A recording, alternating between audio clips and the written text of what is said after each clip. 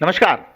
आपके भरोसे का, आपके टैक्स का पैसा जब यूं ही पानी की तरह बह जाए और बदले में मिले सिर्फ गंदगी और बीमारियों का अंबार, तो सवाल उठना लाजमी है।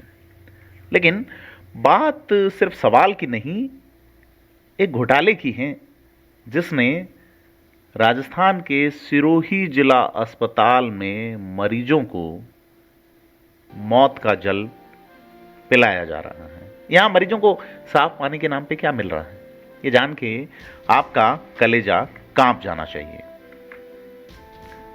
सिरोही के राजकीय मेडिकल कॉलेज से जुड़े इस जिला अस्पताल में पानी की व्यवस्था सुधारने के नाम पर पूरे 9.5 लाख रुपए खर्च किए गए। दावा था कि इन पैसों से टंकियों की साफ सफाई की जाएगी, नए ढक्कन लगेंगे और जरूरत पड़ने पर नई टंकियां भी लगाई जाएगी। ये सब काम 6 महीने पहले ही प्रस्तावित थे और जून महीने तक तो इन्हें पूरा भी हो जाना बताया गया। लेकिन 9 दिन चले 2.5 कोस, कहावत सुनी होगी कि काम सिर्फ कागजों पे हुआ और एक क्रूर मजाक की तरह नजर आता है। थिंक 360 की टीम जब मौके पे जाके पड़ताल करती है तो जो सामने आता है वो बेहद शर्मनाक और खौफनाक है। अस्पताल की छत पर रखी पानी की टंकियां इतनी बदहाल हैं कि इन्हें देखकर कोई भी शख्स पानी पीने की हिम्मत नहीं करेगा। इनमें से कई टंकियों पर तो ढक्कन ही नहीं है। खुले आसमान के नीचे टंकियां गंदगी, धूल, कचरे और मकड़ी के जालों से भरी पड़ी हैं। आलम यह है कि इनमें मच्छर पनप रहे हैं जो मरीजों और अस्पताल स्टाफ दोनों के लिए गंभीर बीमारियों का खतरा बन रहे हैं। कल्पना कीजिए, इस जहरीले पानी का इस्तेमाल मरीज पीने, नहाने या अपनी दवाइयों के लिए कर रहे होंगे। क्या यह उनके जीवन से सीधा सीधा खिलवाड़ नहीं है? क्या यह एक जघन्य अपराध नहीं है?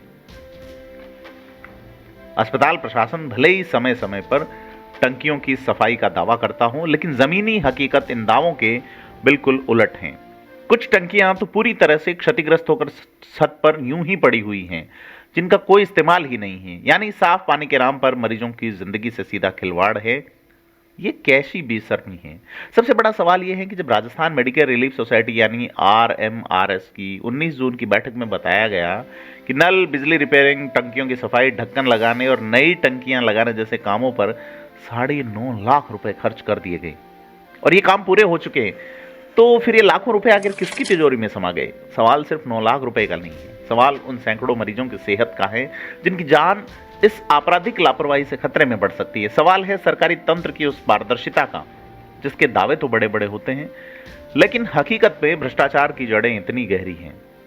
क्या ये सिर्फ कागजों पे हुआ एक घोटाला मात्र है? क्या ये जनता के पैसे का खुला दुरुपयोग है?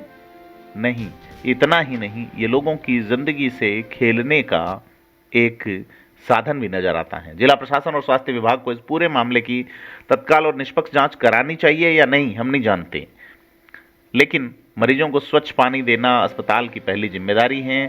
इस लाखों रिश्वत के खेल में दोषियों को सिर्फ दंडित नहीं करना चाहिए, एक सजा मिलनी चाहिए जो भविष्य में किसी सरकारी अस्पतालों को इस तरह से बेजार छोड़ने की हिम्मत न करने की एक प्रेरणा दे, एक सीख दे। हम उम्मीद करते हैं कि सिरोही में बैठे लोग, अफसर या नेता जागेंगे, क्योंकि स्वास्थ्य सेवा कोई मजाक नहीं है, ये हर नागरिक का मूल अधिकार है। और जब इस मूल अधिकार पे ही चोट हो रही है तो थिंक 360 सवाल उठाना बंद नहीं करेगा। आपको क्या लगता है, कमेंट करके बताएं और इस वीडियो को अधिकाधिक शेयर करें। धन्यवाद। अस्पताल परिसर के अंदर सिरोही में जनना एवं मुख्य परिसर, ट्रॉमा सेंटर सभी मिला के लगभग 70 टंकी के करीब है और इसकी रेगुलर सफाई करवाते हैं और बीच बीच में एक बार प्लम्बर से भी खुलवा के और पूरी धुलवा के साफ करवाते हैं, जो अभी वर्तमान में कार्य चालू है। सर, कई टंकियां टूटे वगैरह पड़ी? जो टंकियां टूट जाती है क्योंकि ऊपर ये बंदर आके कूदते हैं या कोई भी किसी कारणवश टूट जाती है तो उनको नहीं वापस रिप्लेस करते हैं, सभी के ढक्कन हट जाते हैं तो वापस लगवाते हैं। कब तक सफाई होती है सर?